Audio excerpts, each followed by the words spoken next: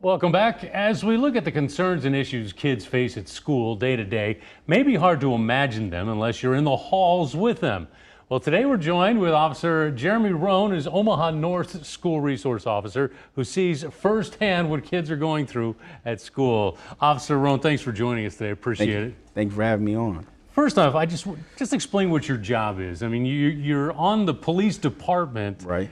So let's talk about that side of it. You are a police officer. I am a police officer. I went through police academy. I did everything that you see a regular police officer do on a day-to-day basis, patrolling the streets or whatever. That's where I started. I did 3 years out there. Then after that, I went to go be a school resource officer. Why? Why do you want to be a school resource officer? Before I actually was officer, I was actually a teacher first. So it kind of was second nature to get back into the school and try to be a resource to kids. I think a lot of people have a misconstrued idea of a school resource officer. We're not there to arrest kids, but we're there to be a resource to the kids and also provide safety for the students and the staff within the building. What did you teach? I actually taught PE. Okay. Yeah.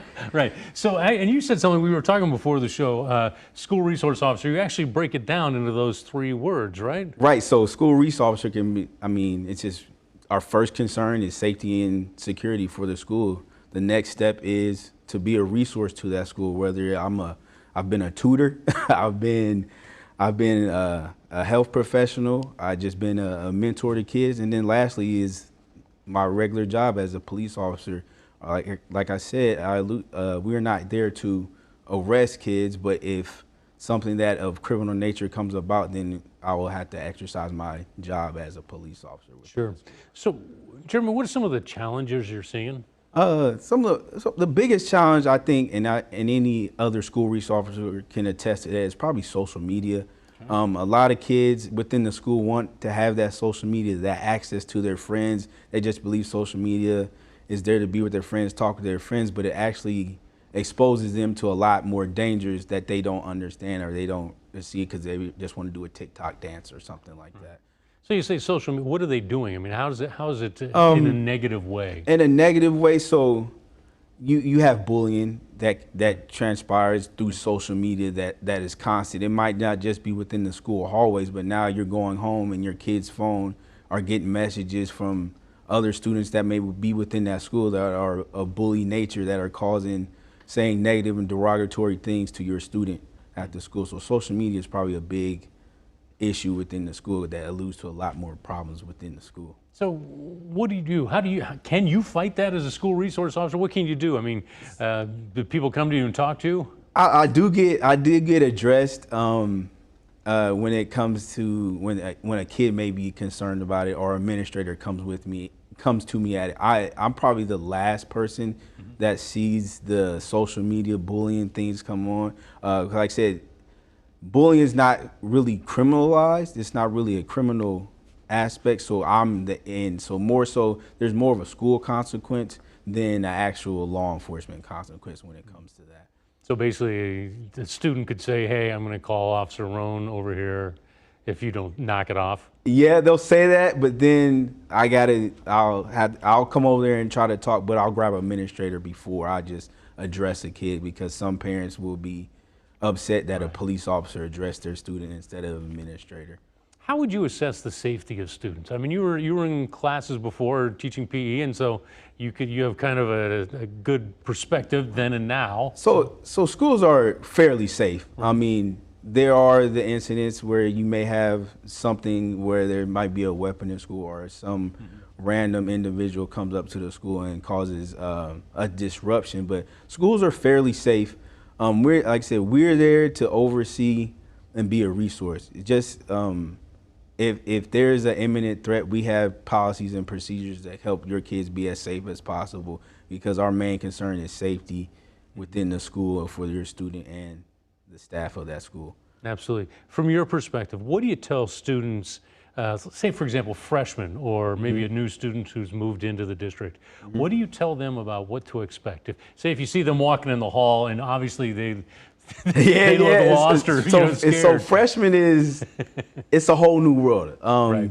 As you're coming in as a freshman, it's a new world. You're getting new responsibilities. You're looking at 1,500 plus kids in a school and you might have came from less than that, and now you're the, as they say, the little man on the totem pole. Right. And now here you are with seniors, juniors, and sophomores that are already acclimated to the school, and maybe you're trying to find and make a name for yourself, trying to be seen, or you may not try to be seen and just try to go through the hallway and go to class. So as a freshman, I'll just say embrace it.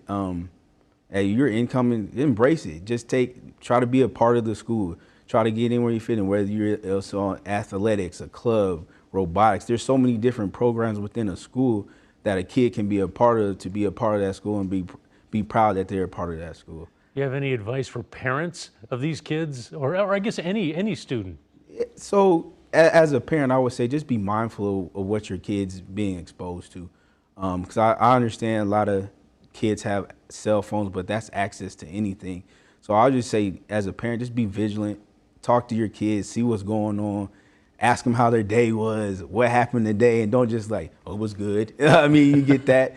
But then just try to get some details, try to get them to open up and talk to you, because that's kind of what I do as a school resource officer. I just sit there, talk to a kid, and try to build relationships with them, so it's not, oh, it's Officer Roan's coming to talk to me, I'm in trouble. It's Officer Roan, what's up? Hey, what's going on, my friend? You know, just things that. And you're more than just Officer Roan. You're almost like a part of their family, right? Yep, I have been called Uncle Roan at times in high school. They, like I said, and I embrace it, because I don't want them to see me as officer. I just want them to see me as another adult in their life, just trying to help them find their way through school. Very good. All right, Officer/Uncle Roan. Thanks for joining us today. Appreciate it. Thank you. Thanks for having me. You bet. Well, with the stresses and the pressures kids are under in and out of the classroom, anxiety can be inevitable. Here's Dr. Che again with some tips to help you recognize the different forms anxiety can take. Some kids might present with tummy aches and headaches, or just feeling very irritable. I would say, if you know your kid very well, you might notice a change in just even how they greet people. Maybe they greet grandma differently or what have you. So just noticing that change and leaning into a curious kind of mindset instead of saying, oh, that's bad or this, just come with curiosity. And meet that. Yeah, Dr. Che also has an acronym to help parents through the process of talking to your kids, and it uses the word create. Here's a look, letter by letter. C is check in often. R, make it a routine. Think about making it a point to check in before bed or during dinner time as a family, kind of what Officer Roan was talking about. E, engage with your kids.